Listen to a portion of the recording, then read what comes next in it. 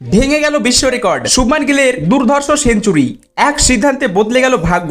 বন্ধুরা, ইংল্যান্ডের মাঠে যখন সবাই প্রশ্ন করেছিল এই টেস্ট সিরিজে আসলে কার রাজত্ব চলছে, তখন একটাই উত্তর ছিল ভারতের নতুন টেস্ট অধিনায়ক শুভমান গিল। আর আজ যেভাবে শুভমান গিল নিজের ব্যাটের জবাব দিয়ে বিশ্বকে চমকে দিলেন, সেটা শুধু একটা ইনিংস নয়, বরং একটা স্টেটমেন্ট, একটা বার্তা যে তিনি এখন শুধু প্রিন্স নন, ভারতীয় ব্যাটিং এর নতুন স্তম্ভ।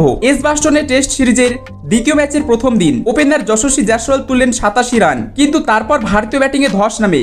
রাহুল, করুণ নায়ার, পন্থ, নীতিশ সবাই একে একে ফিরে গেলেন। ঠিক তখনই অধিনায়ক শুভমান গিলের ব্যাটে এলো এক সুনামির মতো সেঞ্চুরি। চাপের মধ্যে দাঁড়িয়ে নিজের দলকে এগিয়ে নিয়ে গেলেন। এটা ছিল টেস্ট সিরিজে তার টানা দ্বিতীয় সেঞ্চুরি।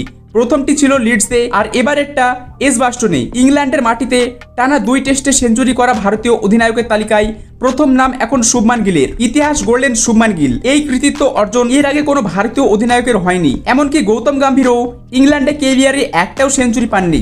আর শুভমান গিল নিজের প্রথম 2 টেস্টেই 200 রান করে সেই ইতিহাস গড়ে ফেললেন। নম্বর 4 পজিশনে সচিন তেন্ডুলকর, তারপর বিরাট কোহলি, আর এখন সেই জায়গায় গিয়ে নিজের উপস্থিতি দৃঢ় করে ফেলেছেন শুভমান গিল। তবে এটা তো স্পষ্ট যে অধিনায়কত্বের সঙ্গে দায়িত্ব বেড়েছে। গিল যেভাবে ব্যাট করেছেন তাতে স্পষ্ট বোঝা যাচ্ছে যে ক্যাপ্টেন্সি তার ব্যাটিংকে আরো ধারালো করেছে। ইংল্যান্ডে আগেও তিনি খেলেছেন, কিন্তু এবারের মতো পরিণত ব্যাটিং কেউ দেখেনি। এটা সেই মুহূর্ত যখন with great power comes great responsibility প্রবাদটি সত্যি হয়ে দাঁড়িয়েছে। অধিনায়কত্বের দায়িত্ব পেয়ে যেন আরো পরিণত হয়েছে শুভমান গিল। মাত্র 25 বছর বয়সে শুভমান গিল ইতিমধ্যেই 16টি আন্তর্জাতিক সেঞ্চুরি করে ফেলেছেন। এটি শুধু কৃতিত্ব নয়, ভারতীয় ক্রিকেটের জন্য ভবিষ্যতের এক বড় আশ্বাস। দিনের শেষে ভারতের স্কোর 5 উইকেটে 310। রাহুল 2 রানে, করুণ 31 রানে, পন্থ 25 রানে, আর নীতিশ মাত্র 1 রানে আউট হন। শুধু যশস্বী জয়সওয়াল 87 রানের ঝড় তোলেন। এরপর শুভমান গিলের 216 বলে অপরাজিত 114 রানের ইনিংস ভারতকে শক্ত ভিত দেয়। রবীন্দ্র জাদেজার সঙ্গে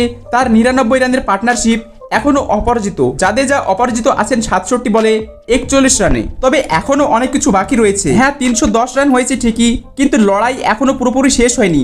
লক্ষ্য হওয়া উচিত কমপক্ষে 450 থেকে 500 রান, কারণ আমাদের দলে বুমরাহ নেই। আর আমরা আগের টেস্টেই দেখেছি বুমরা ছাড়া ইংল্যান্ড কতটা ক্ষতি করতে পারে। তাই এই স্কোরকে আরো ওপরে নিয়ে যাওয়া এখন সবচেয়ে গুরুত্বপূর্ণ। প্রথম দিনের খেলা প্রায় 70% ভারতের দখলে, 30% ইংল্যান্ডের। তবে এই ম্যাচের ভাগ্য নির্ধারণ করবে আগামী দিনের পারফরমেন্স। শুভমান গিল যে দায়িত্ব, পরিণত বোধ আর ব্যাটিং দক্ষতা দেখাচ্ছেন তা নিঃসন্দেহে ভারতীয় ক্রিকেটের জন্য এক আশার আলো। তিনি যে শুধু প্রিন্স নন, ভবিষ্যতের অধিনায়ক হিসেবে সম্পূর্ণ প্রস্তুত। তো বন্ধুরা, এই ছিল আজকের ভিডিও। আশা করি ভিডিওটি ভালো লেগেছে। যদি ভিডিওটি ভালো লেগে থাকে তাহলে ভিডিওটি লাইক করে চ্যানেলটি সাবস্ক্রাইব করে দিবেন। দেখা হচ্ছে পরের ভিডিওতে। ততক্ষণ ভালো থাকবেন, সুস্থ থাকবেন।